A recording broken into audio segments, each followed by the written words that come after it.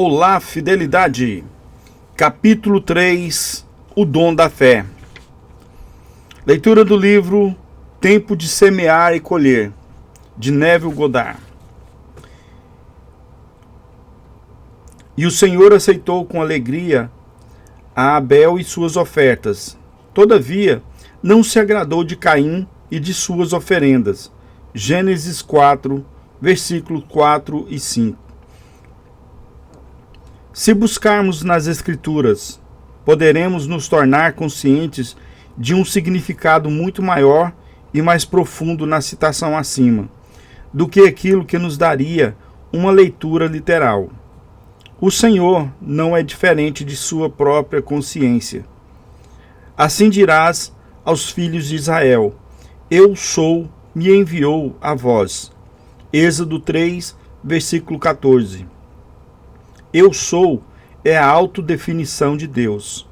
Caim e Abel, como os netos do Senhor, podem ser apenas personificações de duas funções distintas da sua própria consciência. O autor do livro de Gênesis, na realidade, está buscando nos mostrar dois estados opostos da alma humana. E ele usou dois irmãos para representar esses estados. Os dois irmãos representam duas visões distintas sobre o mundo, possuído por todos. Uma é a percepção limitada dos sentidos, e a outra é uma visão imaginativa do mundo. Caim, a primeira perspectiva, é uma rendição passiva às aparências e uma aceitação de vida com base no mundo exterior. Uma perspectiva que inevitavelmente conduz uma ânsia ou ao contentamento de uma desilusão. Abel, a segunda perspectiva, é uma visão da realização do desejo, o homem acima das evidências dos sentidos, no estado de alívio, onde ele já não mais anseia pelo desejo. A ignorância da segunda perspectiva é a alma em chamas. O conhecimento sobre ela é as asas que o levarão para o céu do desejo realizado. Vinde, comei do meu pão e bebei do vinho que preparei. Abandonai a insensatez e vivei. Andai pelo caminho do arrependimento. Provérbios 9, versículos 5 e 6. Na Epístolas aos Hebreus, o autor nos diz que a oferta de Abel foi a fé. Pela fé, Abel ofereceu a Deus um sacrifício melhor que o de Caim. Hebreus 11, versículo 4. O autor afirma ainda: em verdade, sem fé é impossível agradar a Deus. Hebreus 11, versículo 6. Ora, a fé é a substância das coisas que se esperam, a prova das coisas que não se veem. É pela fé que entendemos que os mundos foram criados pela palavra de Deus, de modo que o visível não foi feito daquilo o que se vê. Hebreus 11, versículos 1 e 3. Caim ofereceu as evidências dos sentidos, das quais a consciência. O Senhor rejeita porque a aceitação deste dom como um molde para o futuro significaria estagnação e a perpetuação do estado presente para sempre. O doente ficaria doente, os pobres seriam os pobres, o ladrão seria um ladrão, o assassino sempre um assassino, e assim por diante, sem esperança de redenção. O Senhor, ou a consciência, não aceita esta utilização passiva da imaginação, que é o presente de Caim.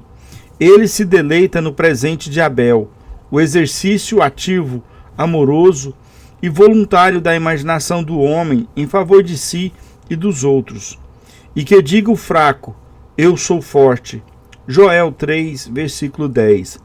Deixe que o homem desconsidere as aparências e deixe-o declarar-se ser o homem que ele quer ser. Deixe-o imaginar a beleza onde os seus sentidos revelam a cinza a alegria onde eles testificam o luto, riquezas onde eles testemunham a pobreza. Somente por tal uso voluntário e ativo da imaginação, o homem poderá se erguer e restaurar o Éden. O ideal está sempre à espera de ser encarnado, mas, a menos que nós mesmos ofereçamos este ideal ao Senhor, nossa consciência, ao supor que nós já temos e somos aquilo que queremos encarnar, este não será capaz de nascer. O Senhor precisa do cordeiro diário da fé para moldar o mundo em harmonia com os nossos sonhos. Pela fé, Abel ofereceu a Deus um sacrifício melhor que o de Caim. Hebreus 11, versículo 4.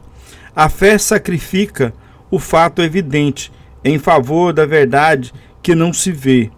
A fé se apropria rapidamente da verdade fundamental por um meio de uma concepção, e estados invisíveis tornam-se fatos visíveis. Para que serve a fé, senão para acreditar no que não se vê? Santo Agostinho. Bem, recentemente eu tive a oportunidade de ver os resultados maravilhosos de uma pessoa que teve fé para acreditar naquilo o que ela não via. Uma jovem mulher me pediu para visitar a sua irmã e seu sobrinho de 3 anos. Ele era um belo menino saudável, com olhos azuis e uma pele lisa, excepcionalmente impecável. Daí, então ela me contou a sua história. Ao nascer, este menino era perfeito em todos os sentidos, exceto por uma grande e terrível marca de nascença que cobria um lado do seu rosto. Seu médico informou-lhes que nada poderia ser feito para remover esse tipo de cicatriz. Visitas a vários especialistas apenas confirmaram o seu laudo. Ouvindo o veredito, a tia se empenhou na tarefa de provar sua fé, que uma concepção, mesmo que negada pelas evidências dos sentidos, se for persistida, se transmutará em um fato. Toda vez que ela pensava no bebê, o que era frequente, ela via na sua imaginação um bebê de 8 meses de idade com um rosto perfeito, sem qualquer traço de uma cicatriz. Não era fácil, mas ela sabia que neste caso o presente de Abel agradaria a Deus. Ela persistiu em sua fé. Ela acreditava no que não estava lá para ser visto. O resultado foi que ela visitou a irmã no dia que a criança completou 8 meses e descobriu que ela estava com a pele perfeita, sem mácula, sem os vestígios de qualquer marca de nascença que havia sido presente. Sorte, coincidência, exclama Caim. Não, Abel. Sabe que esses são nomes dados por aqueles que não têm fé às obras da fé.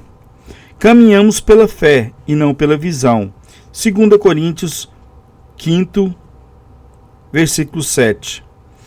Quando a razão e os fatos da vida se opõem à ideia que você deseja realizar e você aceita as evidências dos seus sentidos e os ditames da razão como verdade, você apresenta ao Senhor sua consciência. A oferta de Caim, e é óbvio que tal oferta não irá agradá-lo. A vida na terra é um campo de treinamento para a construção de sua imagem.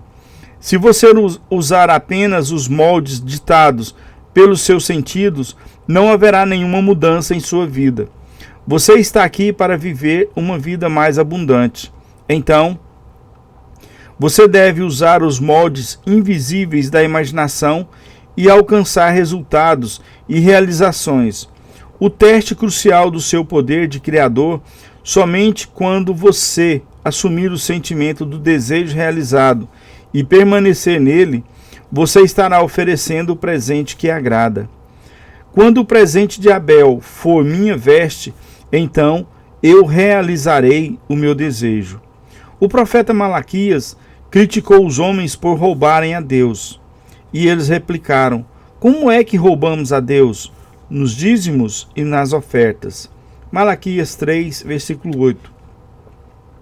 Fatos baseados na razão e nas evidências dos sentidos que se opõem à ideia em busca de expressão. Lhe roubam a crença na realidade do estado invisível, mas a fé é a prova das coisas que não se veem, e através dela Deus chama as coisas que não são como se já fossem. Romanos 4, versículo 17. Chamar as coisas que não são vistas como se já fossem é assumir o sentimento do seu desejo realizado. Trazei, portanto, todos os dízimos ao depósito do templo, a fim de que haja alimento em minha casa.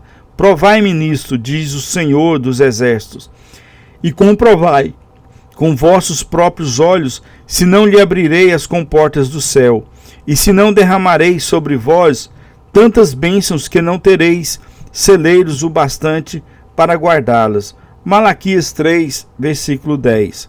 Essa é a história de um casal que vivia em Sacramento, Califórnia, que se recusaram a aceitar as evidências dos seus sentidos. Eles se recusavam a aceitar uma recente perda. A esposa tinha dado ao seu marido um relógio de pulso muito valioso. O presente dobrou de valor por causa do significado e do sentimento a ele atribuído. Eles tinham uma pequena rotina com o relógio. Todas as noites, ele tirava o relógio e entregava a ela, e ela o guardava em uma caixa especial no criado mudo. Todas as manhãs, ela pegava o relógio e lhe entregava para que ele o colocasse. Uma certa manhã, o relógio não estava lá. Os dois lembravam-se que tinham realizado seus passos habituais na noite anterior. Portanto, o relógio não foi perdido ou extraviado, mas roubado. Apesar da situação, eles se decidiram a não aceitar o fato que o relógio realmente se foi. Eles disseram um ao outro: esta é uma oportunidade para praticar o que acreditamos. Eles decidiram que, em sua imaginação, eles iriam realizar o seu ritual de costume, como se o relógio realmente estivesse lá. Na sua imaginação, todas as noites, o marido tirava o relógio e entregava a sua esposa, enquanto, na sua imaginação, ela o pegava e o guardava cuidadosamente todas as manhãs. Ela pegava o relógio da sua caixa e novamente o entregava a seu marido, que por sua vez o colocava no pulso. Isso eles fielmente fizeram por 2 semanas. Após esta vigília de 14 dias, um sujeito entrou na única joalheria que havia em Sacramento, onde o relógio foi reconhecido. Como esse sujeito trouxe uma joia para ser avaliada, o dono da loja reconheceu o relógio de pulso que ele usava. Sob o pretexto da necessidade de realizar um exame mais detalhado na joia, ele entrou em seu escritório, no interior da loja, e chamou a polícia.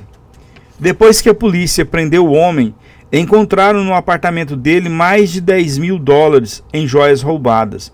Ao caminhar pela fé, não pela visão, este casal alcançou o seu desejo, o relógio, e também ajudou a outros a recuperarem aquilo que parecia estar perdido para sempre.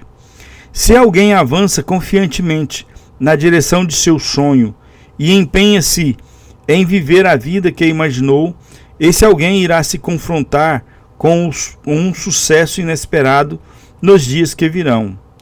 Toreal. Capítulo 4. A escada da vida.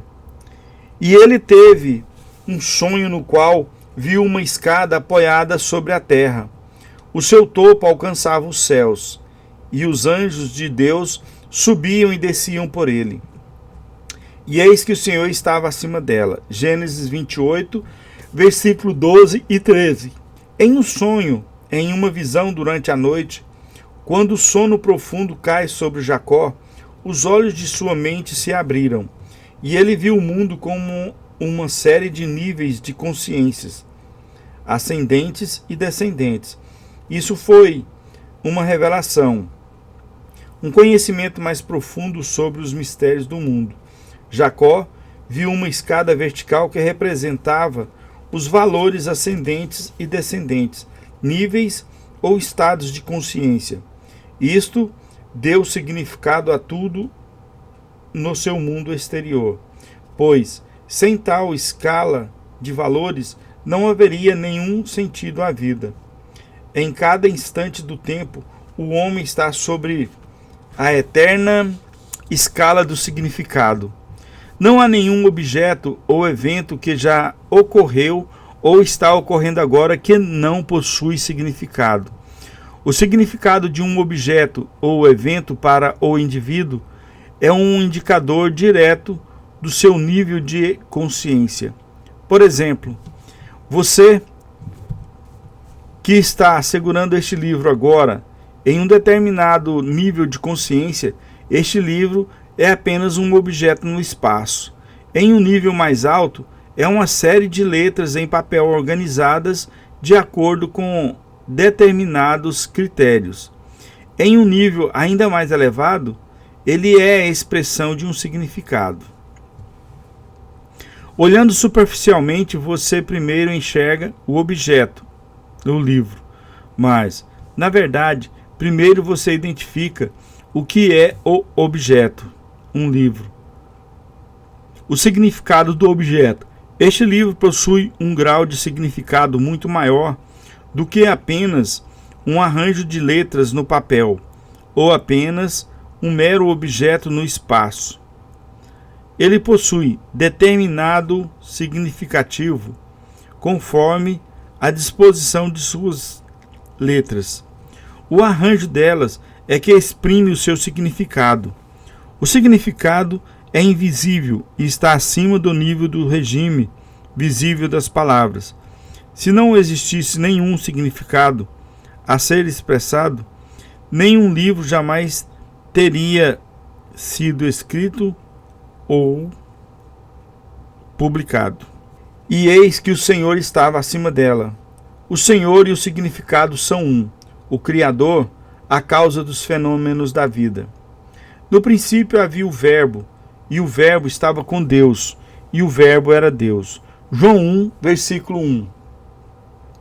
No princípio existe a intenção, o significado, e a intenção está com o conceptor.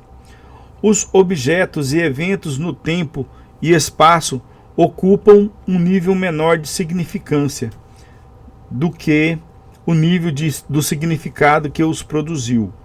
Todas as coisas foram feitas pelo significado, e sem significado, nada do que foi feito existia. O fato de que tudo o que é visto pode ser considerado como um efeito que possui um menor nível de significância do que o seu significado de ordem superior, invisível, que é um nível muito mais importante de ser invisível, compreendido, que é um nível muito mais importante de ser compreendido. Pelo nosso modo habitual de pensar, tentamos explicar os níveis de significância mais elevados, o porquê que as coisas acontecem. Através de uma lógica inferior, o que acontece e como acontece. Por exemplo, vamos considerar um acidente real e tentar explicá-lo. Neste caso, o carro destruído era guiado por uma viúva, que apesar de se sentir incapaz, desejava muito mudar o seu ambiente.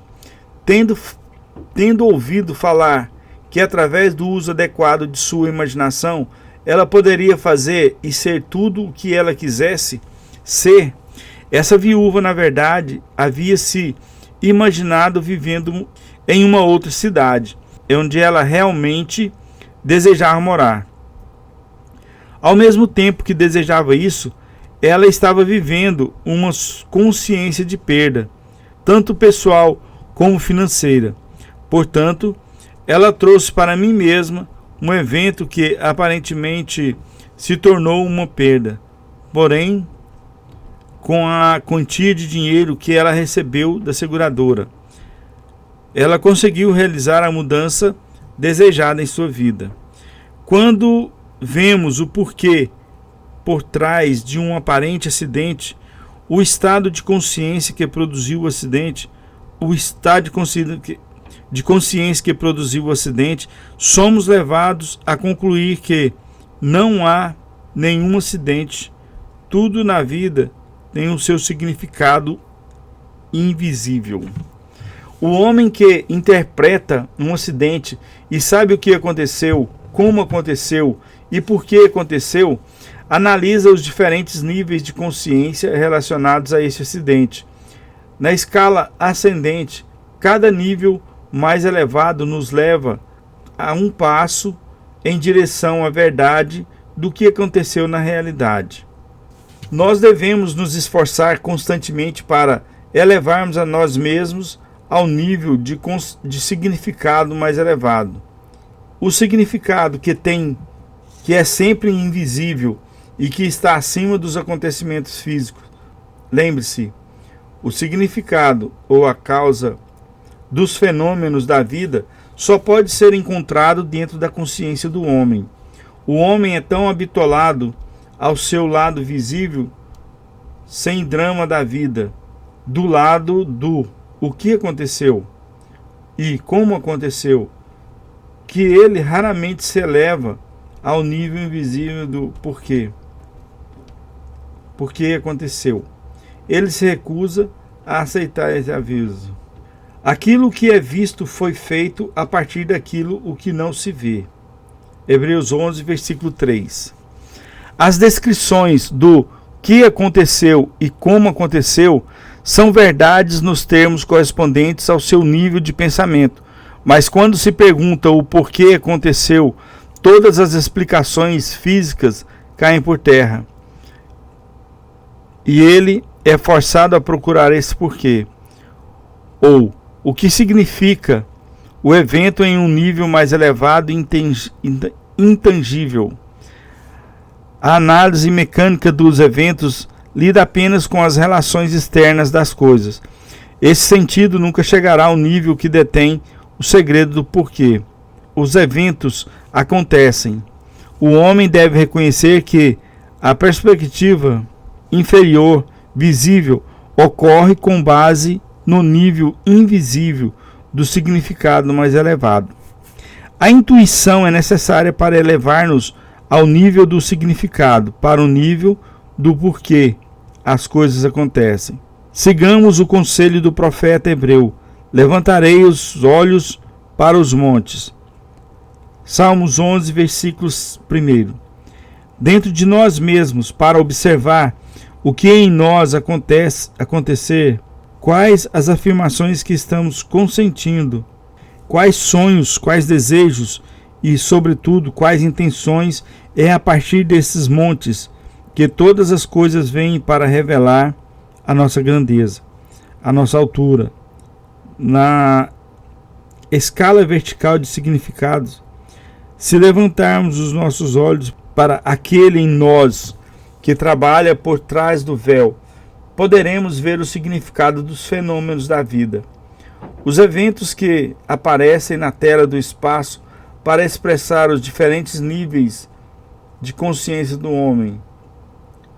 Uma mudança no seu atual nível de consciência automaticamente resulta em uma mudança nos fenômenos da vida. Tentar mudar as suas condições antes de mudar o seu nível de consciência de onde elas vieram é ao mesmo tempo que lutar em vão. O homem resgata seu mundo conforme ele se eleva na escala vertical do significado.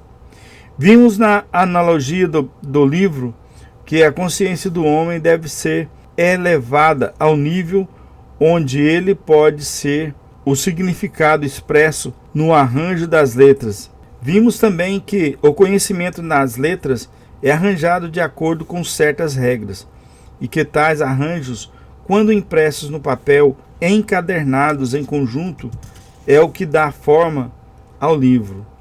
A verdade sobre o livro é que a mesma coisa para todos os eventos do mundo.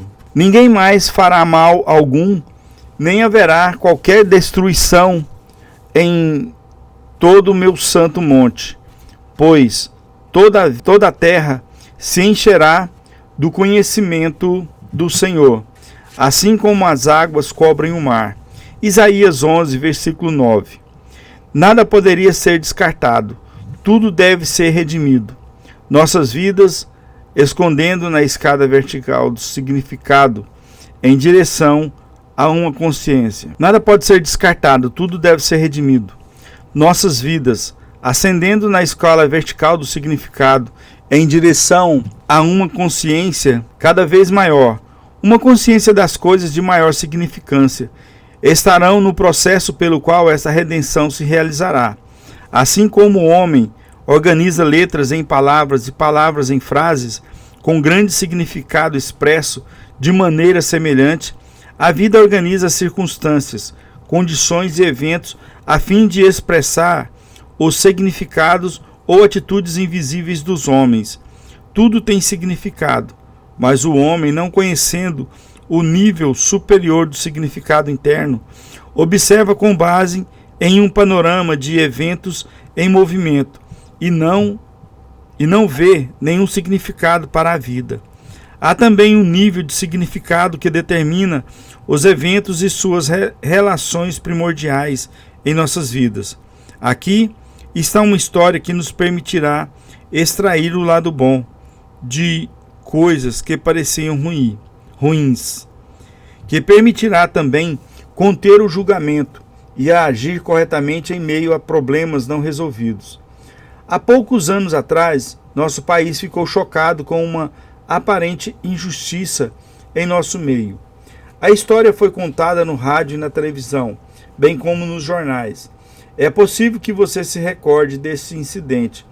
O corpo de um jovem soldado americano morto na Coreia voltou para sua casa para ser enterrado. Antes de realizar os procedimentos fúnebres, sua esposa teve que responder a uma pergunta rotineira. Seu marido era branco? Quando ela respondeu que ele era um índio, o enterro foi negado. Essa recusa estava em conformidade com as leis daquela região, porém isso provocou uma comoção nacional.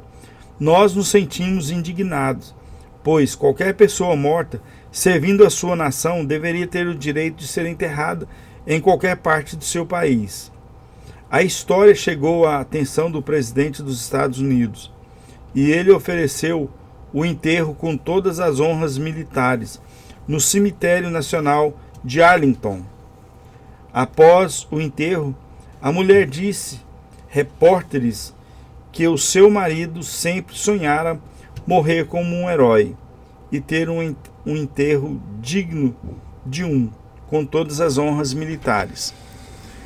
Quando nós, na América, precisamos explicar por que pessoas inteligentes e progressistas como nós não só criamos, como ainda aprovamos leis como esta em nossa grande terra de homens livres e corajosos, é difícil achar uma explicação. Nós, como observadores, estávamos apenas vendo o que aconteceu e como aconteceu. Até então não tínhamos visto o porquê aconteceu. O enterro teve que ser recusado para que o rapaz realizasse o seu sonho.